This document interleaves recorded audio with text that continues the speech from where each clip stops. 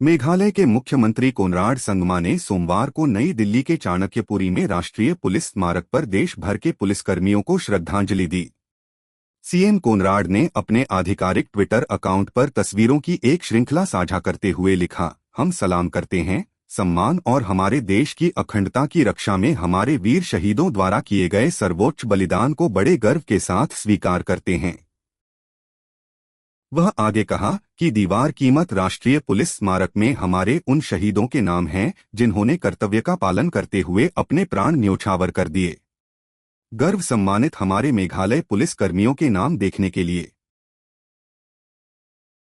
CM ने राष्ट्रीय police संग्रहालय का भी दौरा किया, जो नई दिल्ली में राष्ट्रीय पुलिस स्मारक के परिसर में बनाया गया है।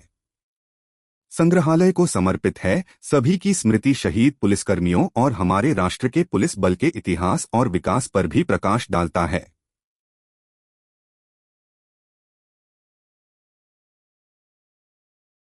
कोनराड संगमा ने राष्ट्रीय पुलिस संग्रहालय की आगंतुक पुस्तिका पर भी हस्ताक्षर किए।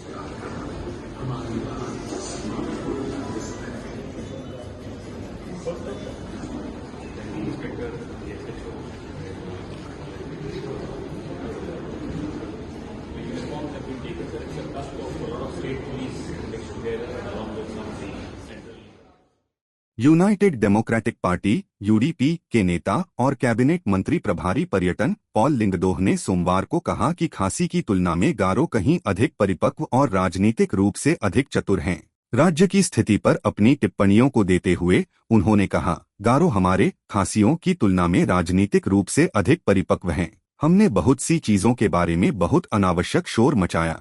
उदाहरण के लिए 2023 में एक खासी मुख्यमंत्री के बारे में कुछ शोर किया गया था। गारो हिल्स में ऐसा कोई कोलाहल नहीं था, लेकिन उन्होंने यह सुनिश्चित किया कि गारो हिल्स सेक्टर की 24 सीटों में से 18 सीटें एनपीपी को मिलें। उन्होंने खासी मुख्यमंत्री की सभी उम्मीदों पर पानी फेर दिया। इस पर उन्होंने शोर नहीं मचाया। हमने सारा शोर मचाया, उन्होंने जोर देकर कहा। यह पूछे जाने पर कि क्या आरक्षण नीति की समीक्षा करने से मेघालय में बेरोजगारी का संकट समाप्त हो जाएगा, लिंगदोह ने कहा कि ऐसा कभी नहीं होगा। उन्होंने बताया कि एक वर्ष में सरकार और सरकारी उपक्रमों के पास 500 रिक्तियां उपलब्ध हैं और रोजगार के मामले में यह एक घटता हुआ क्षेत्र है। 21वीं सदी में पर्यटन, बुनाई, ग्रामीण पर्यटन जैसे क्षेत्रों के बारे में अधिक बात करनी चाहिए। सरकारी सहायता प्राप्त परियोजनाओं के बारे में बहुत सारे अवसर। इसलिए मुझे लगता है कि हमारी प्राथमिकताओं की भावना बहुत गलत है, लिंगदोह ने कहा। मंत्री ने कहा कि असली मुद्दे नशाखोरी, एकल माता परिवार, बाल कुपोषण, शिशु मृत्यु दर, भूमिहीनता,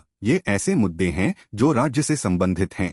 लेकिन वे भीड़ क्यों नहीं खींचते? क्योंकि उनमें नफरत भड़काने का तत्व नहीं है और वे लोकलुभावन नहीं हैं, इसलिए वे मुद्दों के रूप में लोकप्रिय नहीं हैं, लिंगदोह ने कहा। Very candid observation is that the Garos are far more matured, far more astute politically compared to us. We make a lot of unnecessary noise about a lot of things, but they have shown more wisdom and maturity. For instance, a few noises were made about a Khasi chief minister in 2023. There was no such clamor in the Garo Hills, but what they did was they put an end to all hopes of a Khasi chief minister by ensuring that out of 24 seats in the Garo Hills sector, 18 seats went to the NPP. They did not make any noise about it. We made all the noise, and finally it ended up by lighting that spark in them that we would be more comfortable having a chief minister from our own region, and therefore they voted vehemently in favor of the NPP.